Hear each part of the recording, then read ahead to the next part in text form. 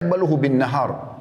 Ketahuilah, kata Abu Bakar, sesungguhnya Allah memiliki hak pada waktu siang hari. Seperti sholat subuh di pagi hari, sholat duhur, kayak sholat Jumat kayak kita sekarang, zikir pagi, sholat duha. Itu tidak Allah terima di waktu malam hari. Kalau kita mau sholat duha di malam hari tidak akan diterima sama Allah. Kalau kita mau sholat duhur di waktu malam hari tidak akan diterima. Ada waktunya ditentukan. Dan Allah memiliki hak pada malam hari dan yang dia tidak akan menerimanya di siang hari. Bismillahirrahmanirrahim.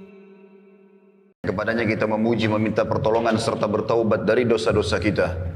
Wa na'udzu billahi min syururi anfusina. Dan hanya kepada Allah pula kita meminta agar dijauhkan dari keburukan-keburukan diri kita. Wa min sayyiati a'malina, dan dari segala dosa yang pernah kita lakukan. May yahdihillahu fala mudhillalah, barang siapa yang telah Allah berikan petunjuk maka tidak akan pernah sesat selamanya. Wa may yudlilhu fala hadiyalah, dan barang siapa yang telah Allah sesatkan maka tidak akan mendapatkan petunjuk selamanya. Ashhadu an la ilaha illallah wahdahu la syarikalah wa ashhadu anna Muhammadan abduhu wa rasuluh. Saya bersaksi tiada Tuhan yang berhak disembah kecuali Allah dan Muhammad benar-benar hamba juga utusannya. Allah mengingatkan dalam kitabnya, qala Allah Ta'ala, ya ayyuhalladzina amanu taqullaha haqqa tuqatih wa la tamutunna illa wa antum muslimun. Hai sekalian orang-orang yang beriman, bertakwalah, hanya patuhlah kepada satu-satunya pencipta segala sesuatunya, baik di langit, di bumi, di kedalaman lautan, terjangkau atau tidak terjangkau oleh mata kita. Sebenar-benar patuh dan tunduk, dan janganlah kalian meninggal dunia kecuali dalam keadaan Islam. Di ayat yang lain, qala Allah Ta'ala, ya ayuhan nasu taqu rabbakum alladhi khalaqakum min nafsin wahida wa khalaqa minha zawjaha wa batha minhuma rijalan kathiran wa nisaa wattaqullaha alladhi tasaaluna bihi wal arham inna Allah kana alaikum raqiba. Hai sekalian manusia, sekali lagi bertakwalah, hanya patuh dan tunduklah kepada Allah yang telah menciptakan kalian dari jiwa yang satu yaitu Adam alaihissalam, dan menciptakan dari yang jiwa yang satu istrinya Hawa alaihissalam, dan telah banyak memberikan keturunan laki-laki juga perempuan dari keduanya. Sekali lagi bertakwalah kepada Allah dan jagalah hubungan silaturahim, sesungguhnya Allah senantiasa mengawasi kalian. Di ayat yang ketiga kalau Allah Ta'ala ya ayyuhalladzina amanu taqullaha wa qulu qawlan sadida yuslih lakum a'malakum wa yaghfir lakum dhunubakum wa may yuti'illaha wa rasulahu faqad faza fawzan 'azima. Hai sekalian orang-orang yang beriman, sekali lagi bertakwalah kepada Allah dan ucapkan kalimat yang benar, jujurlah, niscaya Dia akan memperbaiki amal-amal perbuatan kalian, mengampuni dosa-dosa kalian. Barang siapa yang mentaati Allah dan Rasulnya, maka dia telah mendapatkan kemenangan yang besar. Amma ba'd, fa inna asdaqal hadithi kitabullah. Kita tahu bersama-sama rujukan terbaik umat Islam dalam segala lini kehidupan mereka, terutama ibadah, yaitu kitabullah, Al-Quran. Wa khair hadi Muhammadin sallallahu alaihi wa ala alihi wa sahbihi wa sallam. Dan sebaik-baik petunjuk selain Al-Quran adalah petunjuk Nabi besar Muhammad sallallahu alaihi wa ala alihi wa sahbihi wa sallam. Wa syarrul umuri muhdatsatuha, dan seburuk-buruk perbuatan terutama dalam ibadah yang tidak punya rujukan dari wahyu Al-Quran dan Sunnah. Fa inna kulla muhdatsin bid'ah, karena perbuatan yang tidak punya rujukan dikenal dengan perbuatan baru dalam agama. Min adillah wa inna bid'atin dhalalah, dan perbuatan baru akan membawa pelakunya pada kekeliruan. Dan akan membawa pelakunya ke dalam api neraka. Saudaraku seiman rahimani wa rahimakumullah. Apa yang saya bacakan tadi dikenal dengan khutbah hajah. Baginda Nabi alaihissalatu wassalam tidak pernah melewatkan momentum-momentum penting kecuali pasti memulainya dengan 3 ayat berhubungan dengan masalah pentingnya takwa atau tunduk kepada Allah subhanahu wa ta'ala. Kemudian juga pentingnya berpegang pada Al-Quran dan Sunnah dalam setiap kerjaan atau ibadah yang dikerjakan. Pada kesempatan ini kita akan membahas tentang mahalnya waktu bagi seorang muslim. Terlalu banyak ayat-ayat Al-Quran yang Allah subhanahu wa ta'ala bersumpah agar setiap muslim peduli terhadap waktunya. Bahkan per detik dari waktunya di muka bumi ini adalah sesuatu yang sangat mahal. Allah bersumpah wal lail, demi waktu malam, wad duha, demi waktu duha. Allah bersumpah wal fajr, demi waktu subuh. Dan juga yang paling umum yang sering kita dengar adalah wal asr, dan demi waktu. Dan yang kita akan fokus di surah Al-Asr ini. Allah subhanahu wa ta'ala berfirman, a'udzu billahi minasyaitonir rajim, bismillahirrahmanirrahim, wal 'ashr. Waw adalah waw qasam. Allah bersumpah. Dan Allah tidak bersumpah dalam Al-Quran kecuali sesuatu yang sangat penting yang harus diperhatikan oleh orang-orang yang telah beriman. Asr adalah waktu. Alif lam yang digunakan di sini wa al-asr adalah alif lam yang menekankan tentang waktu itu apa yang dimaksudkan. Sebagian ulama tafsir mengatakan adalah waktu kalian di dunia. Maksimalkan. Lalu Allah mengatakan innal insana lafi khusr. Inna adalah harfut ta'kid. Sesuatu yang menitik beratkan tentang pentingnya apa yang disampaikan. Sesungguhnya semua manusia pasti dalam keadaan rugi. Maksudnya yang tidak memaksimalkan waktu mereka. Tidak tahu nilai waktu yang sudah Allah berikan kepada mereka yang sangat terbatas. Lalu dikatakan illal ladzina amanu wa amilus shalihat. Hanya satu golongan yang bisa lolos di sini, yaitu orang-orang yang sibuk dengan keimanannya dan juga amal saleh. Watawasau bil haqqi watawasau bis sabr. Maka saling mewasiatkanlah kebenaran ini dan saling mewasiatkanlah kesabaran dalam melalui waktu-waktu itu dengan ketaatan kepada Allah Subhanahu wa taala, dengan meninggalkan kemaksiatan serta sabar terhadap cobaan yang selalu dilalui oleh setiap manusia dari sakit, gangguan orang dan seterusnya. Nabi kita Muhammad sallallahu alaihi wa ala alihi wa sahbihi wasallam mengingatkan kepada kita di dalam sebuah hadis yang sahih riwayat Bukhari. Dan hadis ini diriwayatkan Imam Bukhari nomor 5933. Kata beliau, ni'matani maghbunun fihima katsirun minan nas, as-sihhatu wal faraq. Ada dua nikmat yang Allah siapkan bagi hamba yang banyak dilalaikan oleh manusia. Yaitu yang pertama adalah as-sihha, kesehatan yang Allah berikan. Kita harus gunakan kesehatan kita sebelum sakit. Karena kapan kita sakit maka akan sangat terbatas aktivitasnya.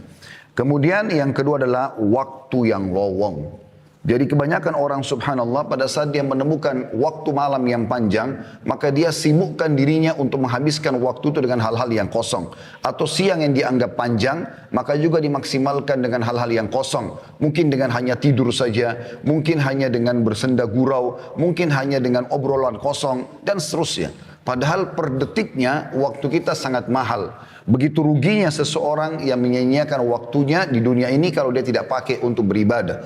Kata para ulama, kalau seorang mayit, sosok mayit diizinkan oleh Allah untuk hidup, maka dia dipastikan hanya ingin mengejar satu amal saleh. Apakah senyum dengan muslim, apakah sujud sekali, apakah membaca satu ayat, apakah berzikir dengan satu zikir, dan seterusnya.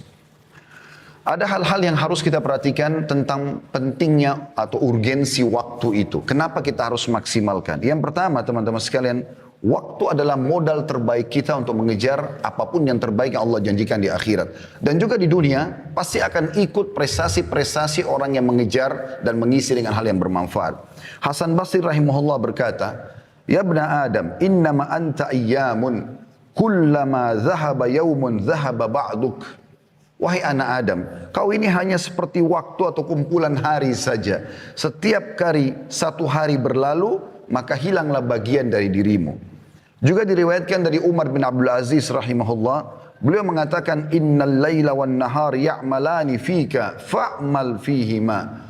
Sesungguhnya malam dan siang itu bekerja untukmu. Dipersiapkan agar kau bisa memaksimalnya sebagai fasilitas di dunia ini. Siang untuk mencari pahala-pahala yang besar dengan beragam tentu ya, yang bisa kita kerjakan dari mencari rezeki, menuntut ilmu, sholat berjamaah dan seterusnya. Dan malam pun seperti itu. Allah siapkan untuk bisa beribadah kepada. Yang kedua saudaraku seiman, urgensi waktu. Waktu sangat cepat berlalu. Imam Ahmad rahimahullah berkata, aku tidak menyerupakan masa muda kecuali dengan sesuatu yang menempel di lengan bajuku lalu jatuh. Selalu saja banyak orang sekarang mengatakan, kan masih muda, kan masih sehat, nggak masalah. Oh masih muda, pakai saja untuk ini dan itu. Selalu ada kesan masa muda harus dihabiskan dengan kemaksiatan. Sampai tidak dianggap atau dianggap aneh kalau ada sosok anak muda yang justru tidak mengenal rokok, minuman keras, pergaulan bebas. Atau mungkin ada orang yang tampan ataupun cantik. Aneh kalau dia berada di masjid atau dalam majlis ilmu atau menjadi orang-orang yang saleh. Padahal baginda Nabi SAW sudah mengingatkan, Inna Allah yu'jibu min syabin laisa lahu sabwa. Allah sangat kagum dengan anak muda justru yang tidak mengikuti hawa nafsunya. Justru di saat-saat muda itu, di saat sehat, kita maksimalkan untuk tunduk kepada Allah Subhanahu wa ta'ala. Itu adalah amal yang sangat luar biasa. Kita temukan para sahabat Nabi, Abdullah bin Abbas, Abdullah bin Umar, Abdullah bin Amr bin As, Abdullah bin Mas'ud. Kemudian banyak sahabat Nabi yang lain seperti Usama bin Zaid, Anas bin Malik, dan yang lainnya. Mereka justru tumbuh dalam ketaatan di masa-masa muda itu. Bagaimana pada saat Nabi SAW mengiklankan untuk perang Badar, justru mereka berada di saf-saf pertama, di umur mereka yang masih 7-8 tahun. Dan mereka sengaja berada di depan saf, ya, sebelum orang-orang tua datang agar mereka ditunjuk untuk berperang bersama Nabi SAW. Apakah di zaman sekarang kita temukan ada umat Islam yang siap menghadapi peperangan kalau dipanggil di umur, tidak usah berbicara umur 7-8 tahun, mungkin di umur 30-40 tahun pun yang sudah mendekati masa-masa dekat kematian, apalagi 50-60 tahun, mungkin mereka masih berpikir beberapa kali untuk membela agama Allah Subhanahu Wa Taala. Ini semua karena tertanamnya keimanan dalam hati mereka. Seorang salaf yang lain bernama Amir bin Abdul Qais rahimahullah berkata, berbicaralah padaku, ada seseorang berkata padanya, berbicaralah padaku supaya aku bisa ambil manfaat darimu. Maka dia ucapkan kalimat yang mungkin harus direnungi baik-baik baru bisa difahami. Dia mengatakan, tahanlah jahannya matahari. Maksudnya, kalau kau bisa menahan waktumu, memaksimalkan waktumu untuk beribadah kepada Allah, maka lakukanlah. Dia bahasakan tahanlah matahari kalau kau mampu, maksudnya matahari akan selalu terbit, akan selalu terbenam, waktumu akan berlalu. Kalau kau tidak maksimalkan maka akan hilang dari kamu. Juga Hasan Basri rahimahullah pernah mengantar jenazah. Kemudian beliau sambil berzikir kepada Allah. Ditanya oleh seorang anak muda di sebelahnya, kenapa anda sedang berzikir wahai imam? Maka Hasan Basri cuma menasihati mengatakan, berzikirlah karena sungguhnya yang sedang kita antar sekarang sudah tidak bisa berzikir. Maka jangan tiba waktu teman-teman sekalian di mana kita menyesali semua itu. Abul Walid Al-Baji juga berkata rahimahullah, jika aku telah mengetahui dengan sangat yakin bahwa seluruh hidupku di dunia ini seperti 1 jam di akhirat, maka mengapa aku tidak bakhil dengan waktu untuk melakukan perkara yang sia-sia dan hanya kujadikan hidupku di dalam kebaikan dan ketaatan. Seorang ibu di zaman Nabi Nuh AS menangisi anaknya meninggal dunia di umur 60 tahun. Perlu kita garis bawahi, kaum Nabi Nuh AS umurnya ratusan tahun bahkan sampai 1000 tahun. Karena beliau sendiri berdakwah di kaumnya 950 tahun. Ini satu generasi. Maka ada satu ibu, anaknya meninggal di zaman Nabi Nuh AS, umurnya 60 tahun, ibu itu menangisi anaknya. Nabi Nuh AS lewat sambil berkata, kenapa kau menangis hai ibu? Kata ibu itu, anak saya meninggal masih kecil, kasihan, belum bisa merasakan dunia. 60 tahun pada saat itu umurnya. Maka Nabi Nuh AS mengatakan, hai ibu jangan kau tangisi anakmu. Karena akan ada nanti kaum manusia seperti kita di akhir zaman, umur mereka yang seperti umur anakmu ini adalah umur yang tertua. Di zaman kita sekarang, kalau sudah 60 tahun kita anggap sudah ubanan, sudah tua, sudah lemah. Di zaman Nabi Nuh AS seperti anak 6 tahun. Apa kata ibu tersebut dan ini pesannya? Kata ibu tersebut, demi Allah wahai Nabi Allah, ya, kalau seandainya saya hidup di zaman itu dan Allah cuma memberikan saya 60 tahun, maka saya akan gunakan semuanya untuk sujud kepada Allah. Saya akan sujud 60 tahun, tidak angkat-angkat kepala saya karena saya tahu umur saya cuma itu. Yang ketiga teman-teman sekalian, waktu yang berlalu tidak akan pernah kembali. Perhatikan perkataan Abu Bakar sahabat Nabi yang mulia radhiyallahu anhu, inna lillahi haqqan bin nahari la yakbaluhu bil lail wa innahu walillahi haqqun bil lail la yakbaluhu bin nahar. Ketahuilah, kata Abu Bakar, sesungguhnya Allah memiliki hak pada waktu siang hari. Seperti sholat subuh di pagi hari, sholat duhur, sholat Jumat kayak kita sekarang, zikir pagi, sholat duha. Itu tidak Allah terima di waktu malam hari. Kalau kita mau sholat duha di malam hari tidak akan diterima sama Allah. Kalau kita mau sholat duhur di waktu malam hari tidak akan diterima. Ada waktunya ditentukan. Dan Allah memiliki hak pada malam hari dan yang dia tidak akan menerimanya di siang hari. Seperti sholat tahajud, sholat maghrib, sholat isya. Nggak diterima kalau kita kerjakan di waktu duhur misalnya. Maka maksud beliau adalah gunakan, maksimalkan baik-baik dalam ketaatan. Hasan Basri juga berkata dalam masalah ini tentang beliau menggambarkan tentang para sahabat Nabi bagaimana mereka sangat luar biasa menjaga waktu-waktu mereka. Adraktu aqwaman kana ahaduhum ashahhu ala umrihi minhu ala darahimihi wa dananirihi. Aku mendapati kaum, maksudnya para sahabat Nabi, mereka lebih pelit dengan waktu mereka daripada dirham dan dinarnya. Umar bin Khattab radhiyallahu anhu diberikan atau dicatatkan atau disenungkil sebuah kisah. Saking tidak maunya kehilangan waktunya, kalau beliau tidur di malam hari, maka beliau meletakkan seember air di sebelah ranjangnya. Dan beliau letakkan tangannya yang sebelah kanan di atas ember air itu. Sehingga pada saat beliau tersentuh air tersebut, beliau bangun sholat malam, tidak tidur lagi sampai pagi.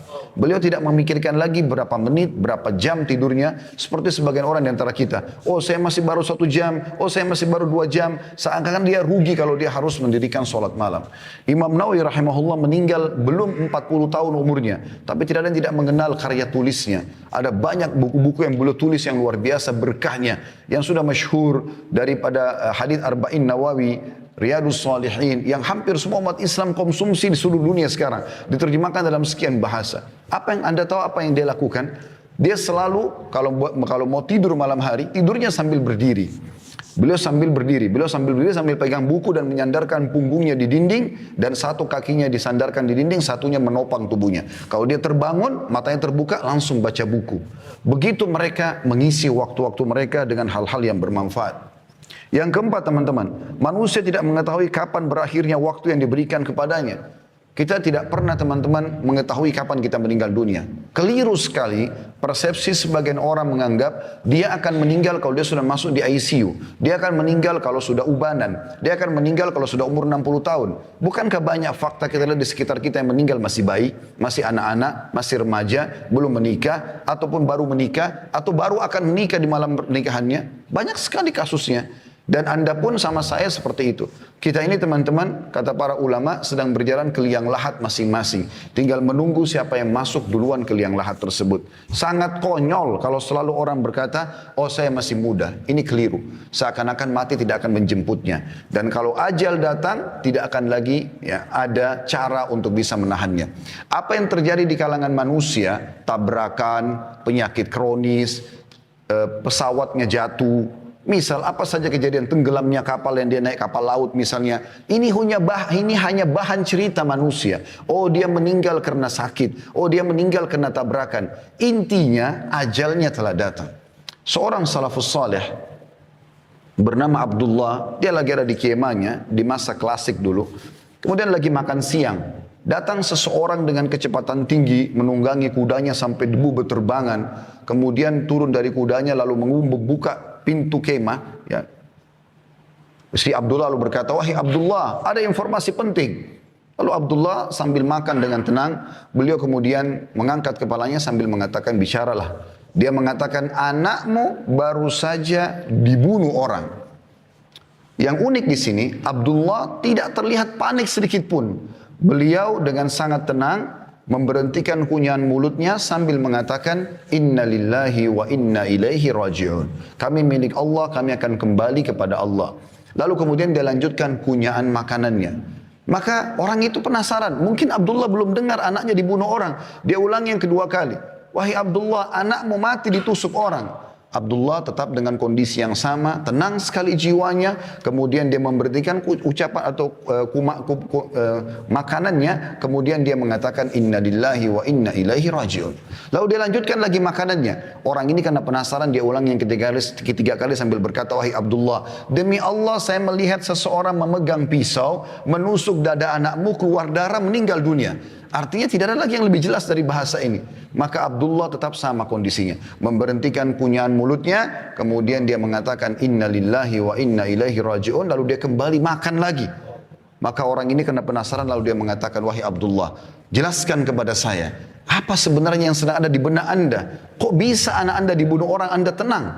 Maka Abdullah dalam kondisi aneh dibunuh orang masih bisa tenang. Dan dia mengatakan duduklah saya akan jelaskan kepada kamu. Lalu dia mengatakan ketahuilah. Sesungguhnya anakku meninggal dunia bukan karena tusukan mereka, tetapi karena ajalnya sudah datang. Kalau ajalnya belum datang, walaupun 1000 orang yang menusuknya, dia tidak akan mati. Kalau ajalnya sudah datang, walaupun tidak ditusuk oleh orang, di detik itu, di waktu itu, di tempat itu, dia akan meninggal dunia. Mati bisa datang setiap saat. Bagaimana seseorang di antara kita bisa merasa tenang dan aman, seakan-akan tidak terjadi apa-apa pada dia? Bukankah setiap saat kita bisa jatuh, keseleo? Anda boleh buka di YouTube sesekali mati yang tiba-tiba, tonton. Supaya kita sadar, tidak selamanya harus kita merasa aman. Ya, karena walaupun mati adalah sebuah kebahagiaan bagi orang beriman. Para sahabat Nabi Ridwanullahi alaihim, kalau ada seseorang antara mereka yang mau meninggal dunia, teman-temannya pada datang mengatakan berita gembira untuk kamu. Kok bisa orang mati dikatakan berita gembira? Maka dijelaskan, karena sebentar lagi kau akan bertemu dengan Allah, sebentar lagi kau akan bertemu dengan Rasulullah SAW, sebentar lagi kau akan terima balasan amal solehmu, sebentar lagi kau akan melihat surgamu. Mereka faham itu, tapi memang semasa hidup mereka maksimalkan untuk beribadah kepada Allah SWT. Sehingga kematian jadi berita gembira buat mereka. Tapi kalau kita semua masih kurang dengan amal saleh, masih belum taubat, maka ini semua bisa berbahaya bagi dia.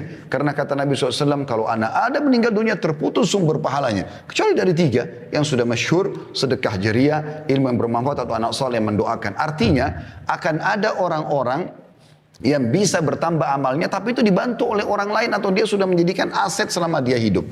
Ada kisah unik di Saudi beberapa waktu yang lalu, seorang kaya raya, luar biasa peninggalan hartanya. Ya. Seingat saya bisa bernilai sampai puluhan miliar uang itu atau ratusan miliar uang yang ditinggalkan sama dia.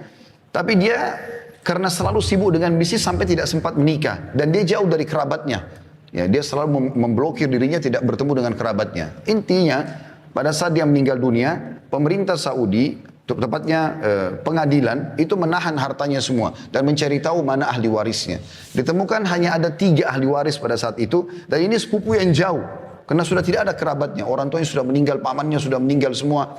Tinggal ada 3 orang sepupunya dipanggil. Dan mereka orang-orang susah. Pada saat datang ke pengadilan, ketiganya berkata kepada hakim pada saat itu, ada apa kami diundang? Ada pelanggaran kami lakukan? Kata hakim tidak. Apakah kalian mengenal si fulan? Keluarganya meninggal tadi yang orang kaya. Mereka bilang iya, kami tahu dia, tapi mereka belum tahu kalau meninggal. Iya kami tahu, cuman dia selalu menjaga jarak, tidak silaturahim dengan kami, tidak membantu kami tidak tahu beritanya. Kata hakim, dia baru saja meninggal dunia. Dan dia meninggalkan harta yang sangat banyak. Saya tidak temukan atau kami tidak temukan ahli waris kecuali kalian bertiga. Maka pada saat itu pun ditandatangani, mereka mendapatkan warisan yang tadinya miskin langsung dapat puluhan miliar satu orang, tiba-tiba menjadi kaya raya gitu. Maka setelah itu mereka sudah mau keluar dari pengadilan, kata hakimnya, saya ingin memberikan ide sebentar. Ini pelajaran yang kita ambil. Saya ingin berikan ide kepada kalian. Kan kalian juga mendapatkan harta dari si mayit tanpa upaya apa-apa. Tiba-tiba kalian mendapatkan uang jutaan real, sekian puluh miliar, tanpa ada upaya apa-apa. Bagaimana kalau setiap orang di antara kalian mengeluarkan uang, kalau nilai rupiahnya masing-masing 1 miliar saja keluarkan. Jadi kalau dia dapat 30-40 miliar, 1 miliar tidak ada, kecil sekali. Keluarkan 1 miliar setiap orang, jadi 3 orang 3 miliar, kita bangunkan masjid buat si mayit. Supaya dia dapat amal soleh juga sebagai balas juga kebaikan kalian kepada dia. Apa jawaban ketiga? Jadi ini kisah nyata teman-teman sekalian. Ini bukan direkayasa. Ini jawaban bagi orang yang selalu berharap nanti ahli warisnya akan berbuat amal soleh buat dia. Sehingga dia tidak banyakkan amal selama dia hidup. Ini kekeliruan. Belum tentu ahli waris kita mau berbuat baik buat kita. Mungkin pun kalau dia doakan sebulan sekali. Saya tanya jujur teman-teman sekalian hadir di sini. Berapa kali anda doakan kaki anda dalam sehari? Berapa kali anda doakan kerabat anda yang sudah meninggal? Sebulan sekali kah? Setahun sekali kah?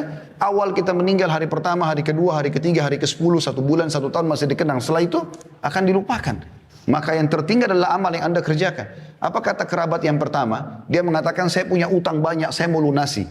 Ini cuma alasan, dia tidak mau bersedekah untuk si mayit pemilik harta yang sebenarnya. Kemudian yang kedua juga mengatakan saya sudah lama hidup susah, saya ingin hidup senang sekarang. Maksudnya saya tidak akan memberikan uang untuk bangun masjid itu. Dan kisah yang ketiga, ini yang jadi pelajaran kita, orang ketiga mengatakan, hai hakim, orang ini semasa hidup, kenapa dia tidak bangun masjid buat dirinya? Kenapa sekarang kami ahli waris yang harus membangun? Walaupun orang ini juga buruk karena tidak mau bersedekah, tapi kita ambil pelajaran dari situ. Ternyata amal-amal soleh yang terbaik adalah yang kita tanamkan sendiri selama kita hidup. Kalau kita berharap setelah kita meninggal ada yang berbuat amal soleh, itu sangat kecil sekali persentase yang bisa kita dapatkan. Kalaupun yang mengenang kita anak-anak, Allahu a'lam cucu-cucu dan cicit kita apakah masih mengenang kita atau tidak. Maka maksimalkan saudaraku seiman. Itulah sebabnya Hasan Basri mengatakan, Ibn Adam, iyyaka wat taswifa fa innaka biyaumika walasta bighadin fa in yakun ghadin fa in yaku gadin laka fakun fi gadin kama kunta fil yaumi wa illa yakun laka lam tandam ala ma faradta fil yaum.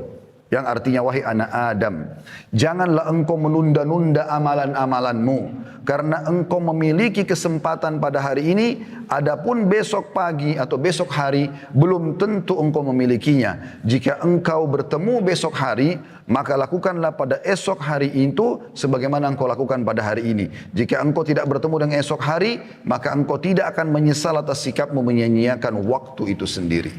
Oleh karena itu teman-teman sekalian, kita harus memaksimalkan waktu. Tentu saya berharap agar Allah Subhanahu wa taala menjadikan saya orang pertama melaksanakan, bukan cuma mengucapkan tentunya, dan wasiat dalam masalah ini sangat banyak. Intinya kita memaksimalkan waktu kita dengan amal soleh, dan untuk meninggalkan kemaksiatan tidak butuh energi khusus, tapi cukup sibukkan diri dengan amal soleh, kita akan jauh dari kemaksiatan. Aku qauli hadza, saya sudah mengucapkan perkataan saya ini, wa astaghfirullah li wa lakum, dan saya beristighfar kepada Allah, mengajak jemaah istighfar kepada Allah, fastaghfiruhu innahu wal ghafurur rahim. Istighfarlah, sungguhnya Dia Maha Pengampun juga Maha Pengasih. Alhamdulillah, wassalatu wassalamu ala Rasulillah. Segala puji dan puja kehadirat Allah Subhanahu wa taala, juga salawat dan taslim kepada Nabi besar Muhammad sallallahu alaihi wa ala alihi wa sahbihi wasallam. Hari Jumat, saudara seiman, adalah hari yang mulia. Nabi SAW mengatakan hari Jumat adalah hari yang terbaik semenjak diterbitkannya matahari. Dan pada hari itu Nabi Adam AS diciptakan, hari itu diturunkan ke bumi, dan hari itu juga Nabi Adam AS meninggal, dan tidak akan terjadi kiamat kecuali di hari Jumat.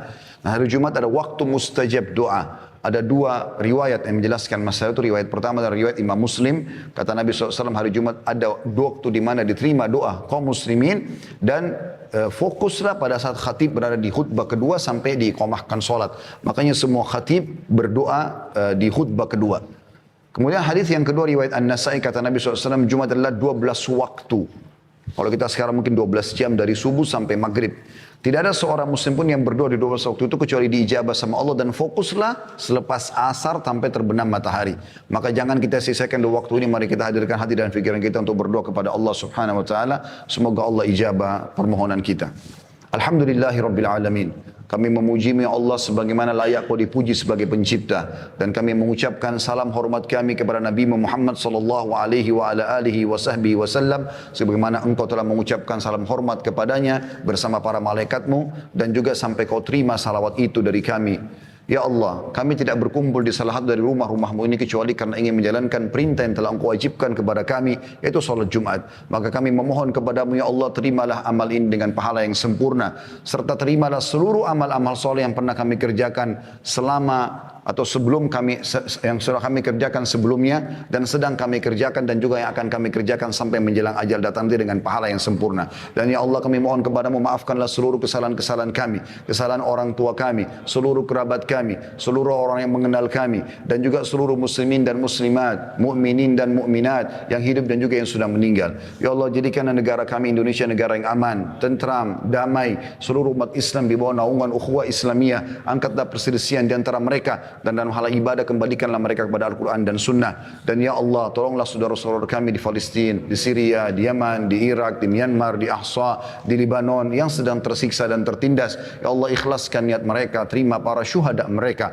mulakan Islam di tangan mereka dan tangan kami semua, serta ikut sertakan kami bersama mereka di pahala, baik dengan doa, dengan harta, juga dengan jiwa kami. Dan ya Allah, satukanlah kami di surga Firdaus tanpa hisab, mana Kau satukan kami dalam majlis Jumat yang mulia ini. Rabbana atina fid dunya hasanah. Ya Allah, berikanlah kami semua kebaikan di dunia, wa fil akhirati hasanah, dan semua kebaikan juga di akhirat. Wa qina adzabannar, dan selamatkan kami dari api neraka. Wa adkhilnal jannata ma'al abrar, dan masukkanlah kami ke dalam surga bersama dengan orang-orang yang patuh. Ya Azizu ya Ghaffar, wahai Zat yang Maha Mulia dan juga Maha Pengampun. Ya Rabbal Alamin, wahai Tuhan alam semesta. Wa sallallahu ala nabiyina Muhammadin walhamdulillahi rabbil alamin. Inna Allah ya'muru bil adli wal ihsan. Allah menyuruh kita agar berbuat keadilan dan kebaikan. Wa yanha 'anil fahsya'i wal munkari wal baghi. Allah larang perbuatan keji, maksiat dan pelanggaran-pelanggaran. Ya'idzukum la'allakum tadhakkarun. Itu peringatan dari Allah, jadikan sebagai prinsip hidup kalian. Fadhkurullahal 'azima yadhkurkum. Ingatlah selalu Allah, patuh kepadanya, tinggalkan larangannya, maka Dia akan ingat kalian. Washkuruhu 'ala niham yazidkum. Syukuri nikmatnya, Dia pasti akan tambah. Wa la dzikrullahi akbar. Mengingat Allah adalah amal yang paling besar. Wa aqimis shalah, dan dirikanlah salat.